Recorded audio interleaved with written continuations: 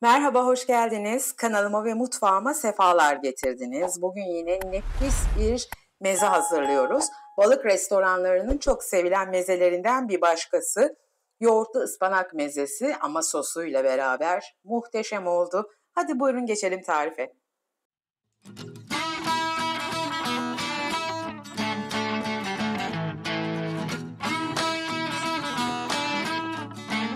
Ve ilk önce 3 diş sarımsağımın üzerine vuruyorum ve iri olarak doğruyorum. Hemen tavama alacağım. Bu mezenin en önemli unsurlarından biri sarımsak. Sarımsak müthiş bir lezzet verecek. Şimdi yıkadığım, kuruttuğum güzel ıspanaklarım var.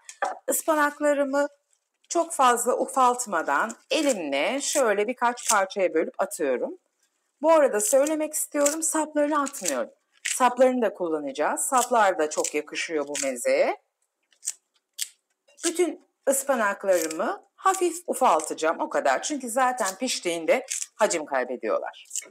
Ben bütün ıspanaklarını doğrayayım, sonra ocağın başına geçelim ve buluşalım. Tavama ocağıma aldım, altını yaktım. Sarımsaklarım içinde biliyorsunuz. Bir 3 yemek kaşığı kadar sıvı yağ, ben zeytinyağı kullanıyorum. Zeytinyağı koyuyorum.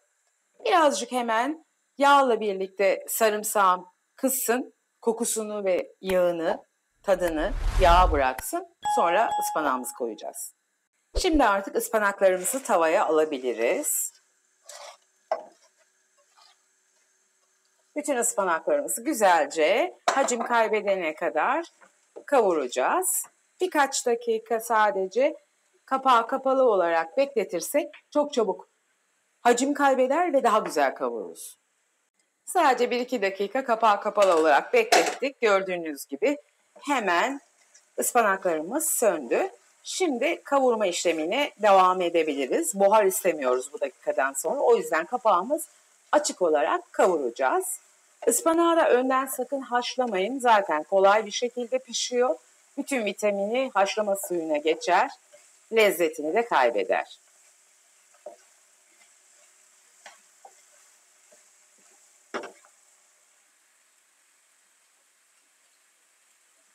Ispanaklarımız kavrulurken biz de bir adet kapya biberi ince ince doğruyoruz.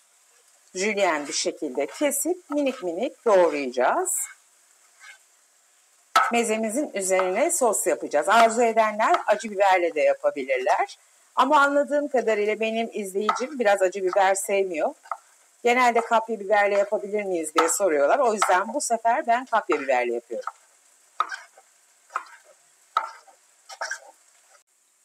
Birkaç dakika içerisinde ıspanaklarım çok güzel piştiler, hacim kaybettiler ve yumuşadılar. Şimdi altını kapatıyorum, biraz ılıtıyorum ve diğer sosunu hazırlayacağım.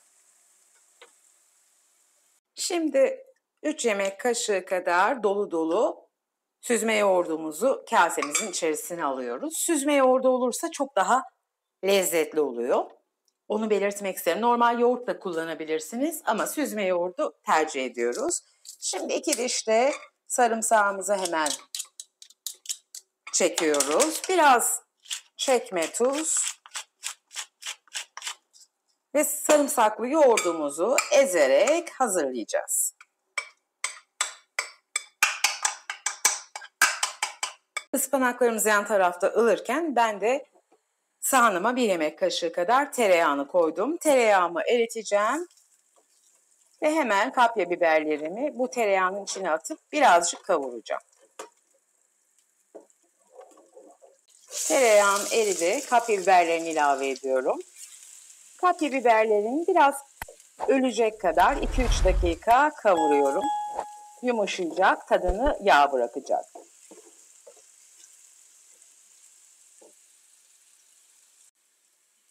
Biberlerim nefis bir şekilde kavruldu. Son olarak da 1 çay kaşığı kırmızı toz biber ekliyorum ki daha böyle kıpkırmızı, lezzetli bir görüntüsü ve tadı olsun. Hemen 1-2 saniye birlikte karıştırıyorum, altını kapatıyorum. Şimdi servis edelim bakalım. Sarımsaklı yoğurdumuza kavurduğumuz ıspanağımızı ilave ediyoruz. Ispanağımızın burada soğuması gerekli. En azından oda sıcaklığına gelmeli. Yoğurtla da güzelce karıştırıyoruz. Nefis bir koku oluştu şimdiden.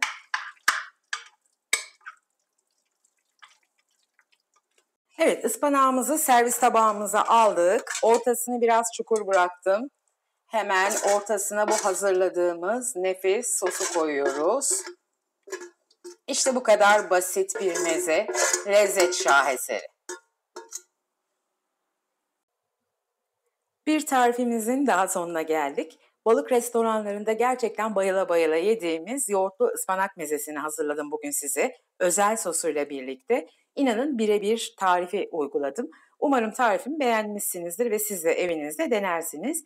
Eğer sıcak olarak yerseniz bu mezeyi üzerinde sos olmadan borani olarak yiyip servis edebilirsiniz. Soğuk soslu olarak da meze olarak servis edebilirsiniz. Tarifimi beğendiyseniz eğer videomu beğenmeyi ve hala kanalıma abone değilseniz eğer kanalıma abone olup bildirim zilini açmanızı sizden rica ediyorum.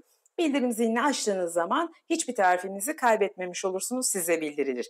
Tariflerimi beğeniyorsanız eğer sevdiklerinizle sosyal medyalarınızda paylaşırsanız bana çok büyük bir destek olmuş olursunuz. Yorumlarınızla, ufak emoji olsun, yaptığınız yorumlar ve beğenilerinizle de videolarımın daha çok kişiye ulaşmasına vesile olmuş olursunuz. Ben de size çok teşekkür ediyorum. Beni bu dakikaya kadar izlediğiniz için ve bütün destekleriniz, yorumlarınız için size çok teşekkür ediyorum. Hepinizi çok seviyorum. Kendinize iyi bakın, sağlıklı kalın. Yarınki güzel tarifte buluşmak üzere. Hoşça kalın.